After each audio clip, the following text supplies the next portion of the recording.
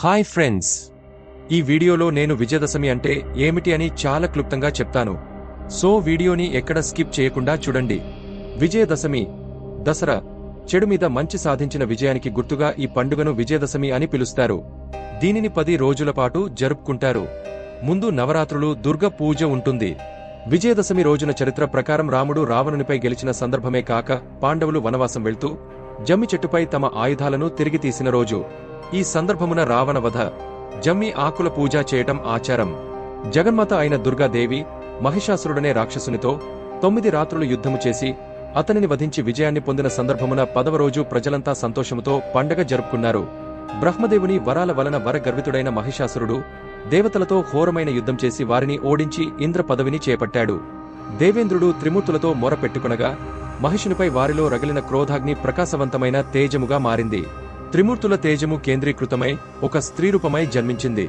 శివుని తేజము ముఖముగా, విష్ణు తేజము బాహువులుగా, బ్రహ్మ తేజము పాదములుగా కలిగే మంగళమూర్తిగా అవతరించిన ఆమె 18 చేతులను కలిగి ఉంది.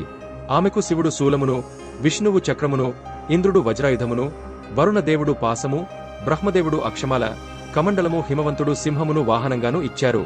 ఇలా సర్వదేవతల ఆయుధములు సమకూర్చుకుని మహిషాసురుని సైన్యంతో తలపడి భీకరమైన యుద్ధాన్ని చేసింది. మహిషాసురుని తరపున యుద్ధానికి వచ్చిన ఉదద్రుడు, మహాహనుడు, అసిలోముడు, బాష్కలుడు, బిడాలుడు మొదలైన వారిని సంహరించిన తరువాత మహిషాసురునితో తలపడినది. ఈ యుద్ధములో దేవి వాహనమైన సింహం శత్రువులను చీల్చి చెండాడింది. దేవితో తలపడిన అసురుడు మహిషరూపము, సింహరూపము, మానవ రూపముతో భీకరముగా పోరాడి చివరకు మహిషరూపములో దేవి చేతిలో హతుడైనాడు. ఈ విధంగా అప్పటినుండి మహిషుని సంహరించిన దినము దసరా పర్వదినంగా పిలువబడింది. అదే విజయదశమి కూడా. విజయదశమి రోజునే సమి పూజ కూడా నిర్వహిస్తారు. శ్రీరాముని వనవాస సమయంలో కుటీరం జమ్మి చెట్టు చెక్కతోనే నిర్మించారని చెబుతారు. సమి అంటే పాపాల్ని, శత్రువుల్ని నశింపజేసేది.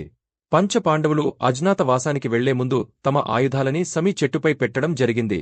సామాన్యులేగాక యోగులు నవరాత్రులలో అమ్మవారిని పూజిస్తారు. ఆలయాలలో అమ్మవారికి విశేష అలంకరణలు చేసి పూజిస్తారు. మనిషి తనలోని కామ, క్రోధ, మద, మత్సర, మోహ, లోభ, స్వార్థ, అన్యాయ, అమానవత, అహంకార అనే 10 దుర్గుణాలను ఈ నవరాత్రులలో అమ్మవారి శరణుజొచ్చి తమలో ఉన్న దుర్గుణాలను తొలగించుకునుటకు ఆధ్యాత్మికంగా ఉత్తమైన మార్గం ఈ శరన్నవరాత్రులు. మీకు ఈ వీడియో నచ్చింది అని అనుకుంటున్నాను. మరిన్ని ఆసక్తికరమైన వీడియోస్ కోసం వీడియోని లైక్ చేసి ఛానల్ని సబ్స్క్రైబ్ చేసుకోండి.